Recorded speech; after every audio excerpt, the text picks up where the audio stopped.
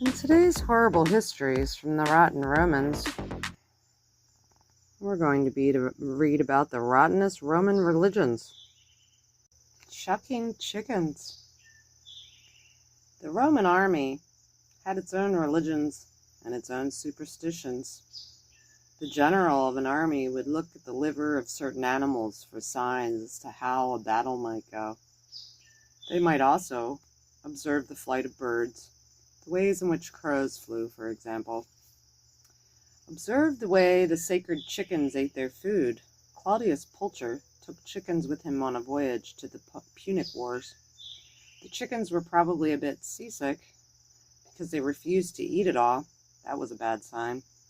So Claudius Pulcher ordered them to be thrown overboard with the words, "If they won't eat, then let them drink." He went on to lose the battle, and the soldiers blamed him for drowning the sacred chickens.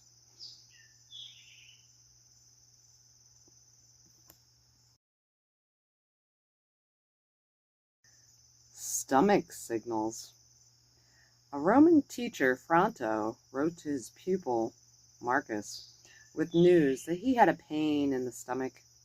He believed this was a sign from the gods that there was bad luck coming to his family.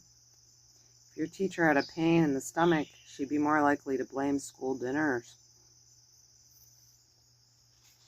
Something I ate.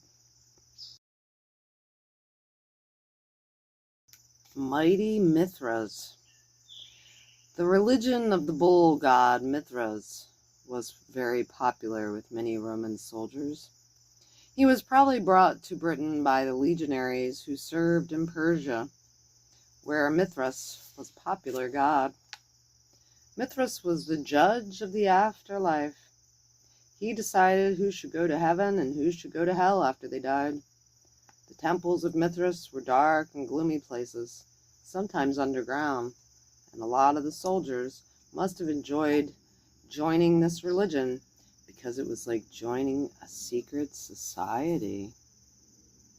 You couldn't enter the temples until you'd perform certain brave deeds, like allowing yourself to be locked up for several hours in a coffin.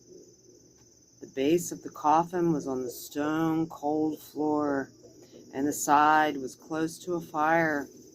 You froze and fried at the same time. You also had to wear a secret ring, no secret passwords, or give secret handshakes. Bull's blood. Another Eastern mystery religion had equally gruesome rituals, as Prudentius described in the 4th century AD. The worshippers dig a deep pit and the high priest is lowered into it. Above him they put a platform of loose planks. Each plank has tiny holes drilled in it. A huge bull is stood on the platform. They take a sacred hunting spear and drive it into the bull's heart.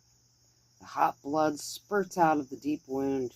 It falls through the holes in the plank like rotten rain onto the priest below. His clothes and body are covered in the animal's gore. Afterwards, he climbs out of the pit.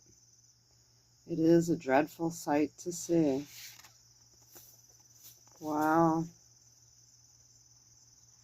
Definitely interesting.